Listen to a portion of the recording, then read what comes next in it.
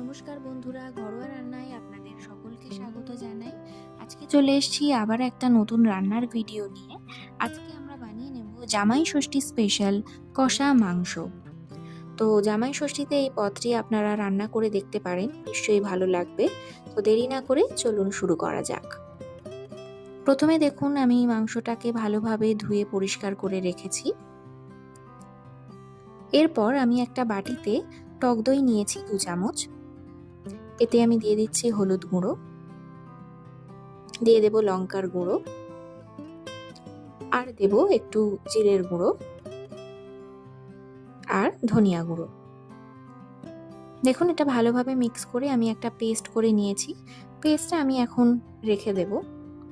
এবার কড়াতে আমি সর্ষের তেল নিয়ে নিচ্ছি। সর্ষের তেলটা গরম হওয়া অবধি অপেক্ষা করব। সর্ষের তেল গরম হয়ে গেছে। এবার এতে আমি দিয়ে দেব 2টো তেজপাতা, শুকনো লঙ্কা 2টো আর একটু জিরে ফোড়ন। এবার কুচিয়ে রাখা পেঁয়াজগুলো আমি এতে ছেড়ে দেব।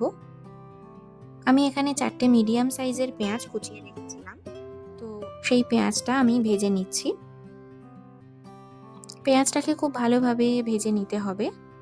দেখুন এইভাবে আমি পেঁয়াজটাকে ভেজে নিচ্ছি। পেঁয়াজটা যাতে সফট হয়ে যায় তার জন্য আমি দিয়ে দেব একটু নুন। ভালোভাবে নাড়াচাড়া করে নুনটা আমি পেঁয়াজের সাথে মিশিয়ে দেব। এরপর দেব একটু চিনি। চিনি দিলে পেঁয়াজের কালারটা খুব সুন্দর আসে। তো পেঁয়াজের মধ্যে আমি চিনিটাকে মিশিয়ে দিচ্ছি। এবার আমি দিয়ে দেব টমেটো কুচি। একটা গোটা টমেটো আমি কুচিয়ে রেখেছিলাম। তো এটা আমি ততক্ষণ নাড়াচাড়া করব যতক্ষণ না টমেটোটা গলে পেঁয়াজের সাথে মিশে যাচ্ছে। দেখুন 5 মিনিট নাড়াচাড়া করার পর টমেটোটা কত সুন্দরভাবে গলে মিশে গেছে। এই সময় আমি দিয়ে দিচ্ছি আদা রসুন বাটা। আমি এখানে 2 বড় চামচ আদা রসুন বাটা দিয়েছি। ভালোভাবে নাড়াচাড়া করে আমি মিশিয়ে দিচ্ছি যাতে আদা রসুনের গন্ধ না থাকে। দেখুন এবার এতে আমি দিয়ে দিচ্ছি হলুদ গুঁড়ো, লঙ্কার গুঁড়ো, জিরের গুঁড়ো আর দিয়ে দেব ধনিয়া গুঁড়ো। ভালোভাবে মশলাগুলোকে আমি মিশিয়ে দিচ্ছি। দেখুন এইভাবে মিশিয়ে দিচ্ছি।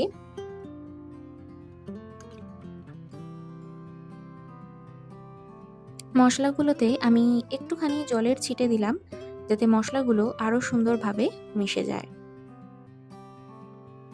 দেখুন মশলাগুলো কত সুন্দরভাবে মিশে গেছে এবং তেল ছেড়ে দিয়েছে। তো এবার আমি মাংসের টুকরোগুলো দিয়ে দেব। দেখুন পুরো মাংসটা আমি কড়াই দিয়ে দিয়েছি। এবার আমি ভালোভাবে নাড়াচাড়া করব যাতে মশলাগুলো মাংসের সাথে ভালোভাবে মিশে যায়। ভালোভাবে মিশিয়ে দিচ্ছি।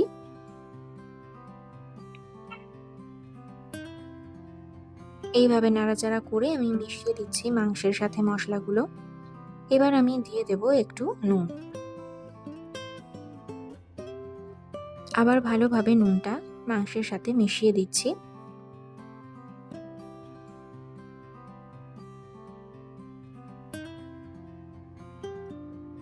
এবার যে পেস্টটা আমি আগে করে রেখেছিলাম সেই পেস্টটা আমি দিয়ে দিচ্ছি পুরোটা দিয়ে দিয়েছি। তো এবার ভালোভাবে আমি মিক্স করে দিচ্ছি মাংসের সাথে। দেখুন এইভাবে আমি পেস্টটা কিন্তু মাংসের সাথে ভালোভাবে মিশিয়ে দিয়েছি। এবার আমি একটা ঢাকা দিয়ে দিলাম 5 মিনিটের জন্য।